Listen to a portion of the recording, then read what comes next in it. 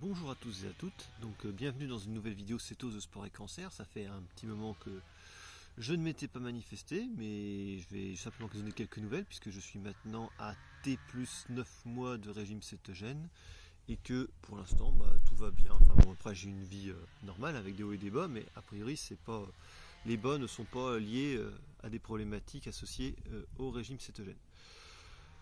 Aujourd'hui dans cette vidéo, je voulais simplement évoquer en cette période post-fête les problématiques associées aux différents écarts qu'on peut avoir ensuite au régime cétogène, parce que moi j'ai tenté de suivre un régime cétogène très strict sur au moins les 6 premiers mois, et au cours des 3 mois qui se sont écoulés dernièrement, j'ai commencé à tester un petit peu les limites, à regarder ce qui me convenait ou pas, et notamment en ces périodes de fête, j'ai essayé de tester quelques écarts et les impacts que ça avait sur ma cétonémie et ma glycémie.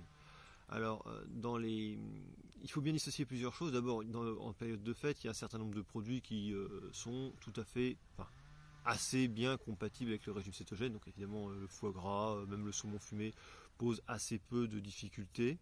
Ensuite, il y a les écarts qui sont associés à une surconsommation de protéines. Alors, évidemment, quand on se fait plaisir avec de la dinde ou du chapon, on fait de la néoglucogénèse et on finit par avoir une glycémie qui augmente et une cétonémie qui baisse, et donc à sortir d'un état de cétose nutritionnelle. Mais ça, finalement, c'est assez ponctuel, c'est vraiment limité dans le temps. Moi, je me suis fait plaisir comme ça, notamment au repas de Noël. Voilà. Le lendemain, effectivement, j'étais plus en cétose, et à T plus 2 jours, c'était déjà, je revenais dedans, et à T plus 3, c'était absolument passé, c'était rentré dans l'ordre. Donc voilà, on peut quand même, pour moi, les excès protéiques sont pas du tout la même chose que des excès de glucides, notamment de glucides avec des indices glycémiques assez hauts. Je vais y revenir. Donc déjà là-dessus, c'est quand même une assez bonne nouvelle quand on est assez bien, entre céto-adapté. Vous pouvez quand même ponctuellement vous faire plaisir sur sur un plateau de fruits de mer, sur de la viande ou un truc comme ça. Ça revient assez rapidement dans les clous, en tout cas pour moi. C'est comme d'habitude, moi je fais un témoignage, je vous dis pas forcément ce que vous pouvez faire, mais je vous invite à tester un petit peu aussi parfois les limites. Il y a aussi quelque chose que j'ai réintroduit progressivement, je vous dis depuis 3 mois, c'est le fromage.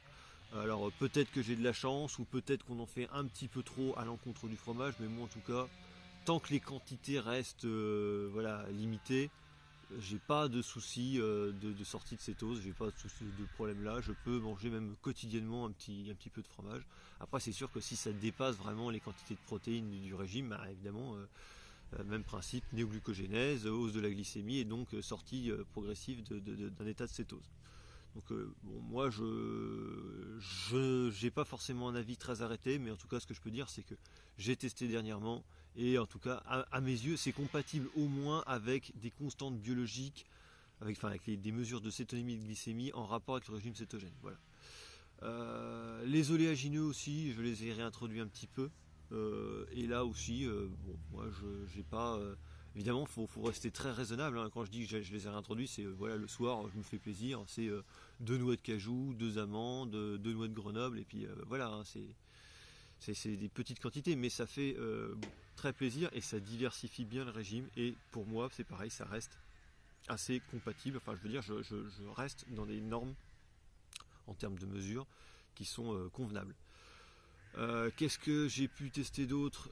Après les jus. Alors les jus, moi j'aime bien les jus de légumes. Je trouve que ça permet d'apporter pas mal de nutriments importants facilement. Alors évidemment tous les jus verts, hein, là je tourne beaucoup avec du fenouil, céleri, j'aime bien ça. Évidemment ne pose pas de difficulté, mais même quand je rajoute le jus d'une carotte dans mon jus de légumes, peut-être qu'il n'y a pas tant de glucides que ça dans le jus de carotte, peut-être que les glucides restent un petit peu dans la fibre, dans la pulpe qui extrait, j'en sais rien, mais en tout cas j'ai pas des réactions glycémiques importantes et ça ne me pose pas de soucis. Qu'est-ce que je voulais rajouter aussi? Il y a quelques fruits. Alors évidemment les fruits rouges, moi c'est pareil, ça passe.